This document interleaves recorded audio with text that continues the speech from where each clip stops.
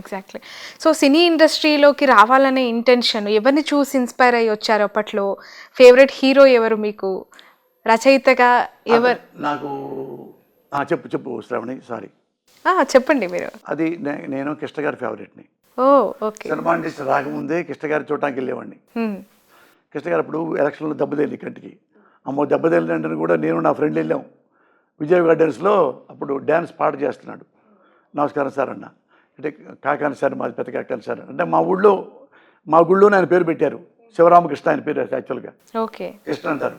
వాళ్ళ అమ్మగారు మా కాకాని గుడిలో శివశివుడి గుడి, సాంబశివుడి గుడి అని వచ్చారంట చిన్నప్పుడు వాళ్ళ నాన్నగారు, వాళ్ళ అమ్మగారు. ఆయన ఇష్టం నాకు. ఆయన మంచి వ్యక్తి పర్సనల్గా కూడా. ఆయన కూడా చాలామంది ప్యారడీ చేస్తారు. ఆయన ఏమనుకోడు, అట్లా ఏమనుకోడు. ఆయన ఇష్టం. కానీ నేను ఇండస్ట్రీకి వచ్చింది సినిమాలు సెటిల్ ఇవ్వడానికి కాదు. నేను అక్కడికి వెళ్ళి ఎటో వెళ్ళబోయి మద్రాసు వచ్చా.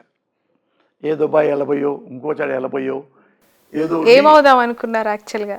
అసలు ఏ వద్దాం అనుకోలేదమ్మా. లెక్చర్ అయితే లెక్చర్ అవుతాం, జాబ్ చేస్తాం, లేకపోతే ఇక్కడ ఏదో ప్రైవేట్ వర్క్ చేసుకోవటం అట్లా అనుకున్నాను. ఎక్కడైనా నేను బతకగలను నాకు నమ్మకం ఉండేది. ఓకే. ఎక్కడైనా నేను బతికేస్తా, ఫాస్ట్గా ఉండేవాడిని బాగా. ఎక్కడున్నా కానీ బతకగలను. కృష్ణ గారి తర్వాత ఫేవరెట్ హీరో ఆ నెక్స్ట్ జనరేషన్? ఇంకా కృష్ణ గారి ఇష్టం. మిగతా వాళ్ళతో మామూలుగా అట్లా స్నేహంగా ఉండే తప్ప మనసుకు తీసుకునేది కృష్ణ గారిని. తర్వాత కృష్ణ గారి అబ్బాయి మహేష్ బాబు గారు. మహేష్ బాబు వాళ్ళ నాన్నలాగా ఉంటాడు. ఆయన కూడా వాళ్ళ నాన్నలాగా కృష్ణ కూడా, అతను కూడా మంచోడే. వాళ్ళ నాన్నలాగా క్వైట్గా ఉంటాడు, చీప్ మనిషి కాదు, ఫ్రెండ్లీగా ఉంటాడు బాగా. ఓకే. ఎవరు వాడుకుని వదిలేసే టైప్ కాదు. చాలా స్నేహభావంగా ఉంటాడు, గౌరవంగా ఉంటాడు. చీప్గా ఎవ్వరిని మాట్లాడు. ఆఫ్ ద రికార్డులో ఎప్పుడు నవ్విస్తూ ఉంటాడు, నవ్వుకుంటూ ఉంటాడు. అది వాళ్ళ నాన్న లక్షణాలు ఎక్కువ ఉన్నాయి. అందుకని వాళ్ళ నాన్నగారి తర్వాత మహేష్ బాబు అంటే ఇష్టం మామూలుగా పర్సనల్గా. ఓకే. ఆ హీరో అంటే పెద్ద హీరోగా చెప్పేది ఉంది, అందరు చెప్తాడు. పర్సనల్ వ్యక్తిగా చాలా మంచోడు, పర్సనల్గా ఆయన మంచోడు. మీరు టెంపర్లో ఎన్టీఆర్ గారితో పనిచేశారు కదా, తన క్యాలిబర్ గురించి మాట్లాడాలంటే ఏం మాట్లాడగలుగుతారు? ఎందుకంటే మొన్న ఏలూరులో ఒక ఫ్లైఓవర్ కింద అసలు వచ్చేవాడు కొసరోడికి పండగే అని ఒక పోస్టర్ పెట్టారు. ఎన్టీఆర్ పోస్టర్తోని ఆ క్యాప్షన్ ఇచ్చి పెట్టారు. ఇది ఇప్పుడు అన్నావు కదా, ఇప్పుడు నీకు ఎగ్జాంపుల్ చెప్తా. ఇప్పుడు ఒక వాల్ పోస్ట్ వేశాడు, వాళ్ళు ఫ్రెండ్లీ సరదాగా వేసి ఉంటాడు. అసలాడు వచ్చేవరకే కొసరోడు అంటే మరి లోకేష్ కాల్దా, చంద్రబాబు కాల్దా, ఎన్టీఆర్ మీద కోపం రాదా? వాళ్ళు ఏమనుకోవాలి? ఎన్టీఆర్ ఫ్యాన్స్కి బుద్ధి చెప్పాలనుకుంటారుగా. అదేంటి అట్లా మాడతారేంటయ్యా, తప్పు కదా, ఆ మాట అట్లా వాడకూడదు కదా. జూనియర్ ఎన్టీఆర్ ముఖ్యమంత్రి అవ్వాలి కోరుకోండి, తప్పులే. రేపైనా ఎల్లుండైనా వాళ్ళ తాత లక్షణాలు ఉన్నాయి, వాళ్ళ తాతలాగా ఉంటాడు, ఈయనే ముఖ్యమంత్రి అవ్వాలి అని కోరుకోవటం ఏమాత్రం తప్పులేదు. అంటే అలా కోరుకునే వాళ్ళ సంఖ్య రోజు రోజుకి రెట్టింపు అవుతుంది. కాదు నాన్న, రెట్టింపు అవ్వచ్చు, రెట్టింపు అవ్వచ్చు. నెక్స్ట్ గెలిస్తే ఆయన కూడా గెలుస్తాడేమో, అది పక్కన పెట్టండి. అది తప్పు అంటున్న కాన్సెప్ట్. అసలాడు వచ్చే వరకే కొసరోడు అంటామని తప్పు. అప్పుడు అది ఇందాక అన్నావు చూడు నువ్వు, అది రాంబాబు చెప్పావే, రాంబాబు అందులో పెట్టారని. సేమ్ అదే ఇది ఒకటే అనుకోండి.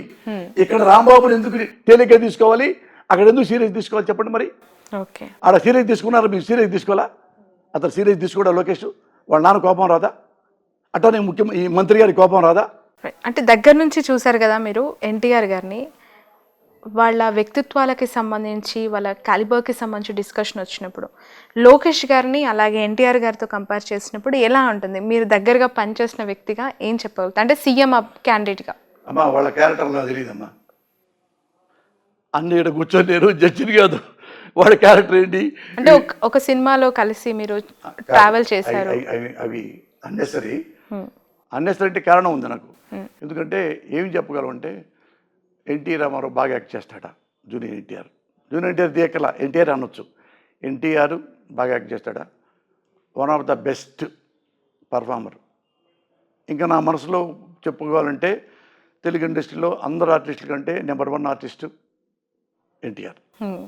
అంతవరకు యాక్టింగ్ చెప్పగలను, నేను ఆర్టిస్ట్ని కాబట్టి అవి చెప్పగలను. అలాగే డ్యాన్సు ఒకప్పుడు చిరంజీవి తీసేయండి, చిరంజీవి పెద్దవాడు అయిపోయాడు కదా, ఇళ్లలో చెప్తున్నా, అలాగే dancer number 1 Allu Arjun, Jammu okay. అతను అది. పర్ఫార్మెన్స్లో ఎన్టీఆరే, పర్ఫార్మెన్స్ ఎన్టీఆర్. అందుకని వాడు నన్ను చూజ్ చేసుకున్నాడు. ఎన్టీఆర్ను అతను మన పూరి జగన్నాథ్. ఓకే. రియల్ లైఫ్లో కూడా సిన్సియర్గా జనం ఎలా ఫీల్ అవుతారు, అతను 2 రకాలు ఉంటాడు. పోసాని గారు అయితే సిన్సియర్ అంటే జనం నమ్ముతారు. మూర్తి గారు ఇది మంచోడు, దొంగవాడు కాదు, ఎదవ కాదు, అందుకని సెలెక్ట్ చేశారు. బ్రో సినిమాకి సంబంధించి త్రివిక్రమ్ గారే ఇంటెన్షనల్గా ఈ సిట్ క్రియేట్ చేశారు. స్కిట్కి సంబంధించి పూర్తి అంటే రైటప్ అంతా తనే చేశారు అని చెప్పి వార్తలు వచ్చాయండి. అంటే త్రివిక్రమ్ గారి గురించి పర్సనల్గా మాకు తెలియదు కాబట్టి అలాంటి ఇంటెన్షన్స్ ఉండుంటాయి అతనికి చేసే పర్సనల్గా ఏం తెలియదు. ఇప్పుడు ఒకళ్ళ మీద ఒకళ్ళు ఇంటెన్షనల్గా అవమానించాలి అనుకునే ఇంటెన్షన్ ఎవరికి ఉన్నా కానీ అది క్షమించకూడదు. ఓకే. ఎవడైనా సరే, ఇప్పుడు జోక్ అనుకో సరదాగా, ఇప్పుడు నాది క్యారికేచరు చాలాసార్లు వేశారు, నవ్వుకుంటాను నేను కూడా. నన్ను మిమిక్రీ చేస్తుంటారు స్టేజ్ మీద, నన్ను ఎదురు కూర్చోబెట్టి, తప్పులే.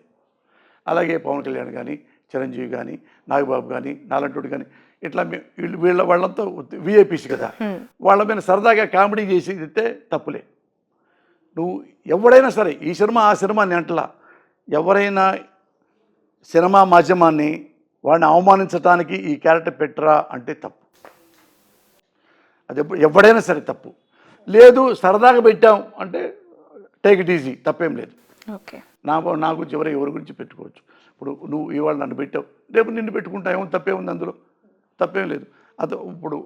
అతను ఇప్పుడు మంత్రి అనుకోండి, ఈ మంత్రి దీనివల్ల ఇది ఇక్కడ పెట్టడం వలన అతను పెయిన్ ఫీల్ అవుతాడు అన్నారనుకోండి, అతనితో చెప్పచ్చు, మినిస్టర్ గారు ఒక కిట్ పెట్టుకుంటున్నాం మీది విత్ పర్మిషన్ అంటే టేక్ ఇట్ ఈజీ అంటాడు.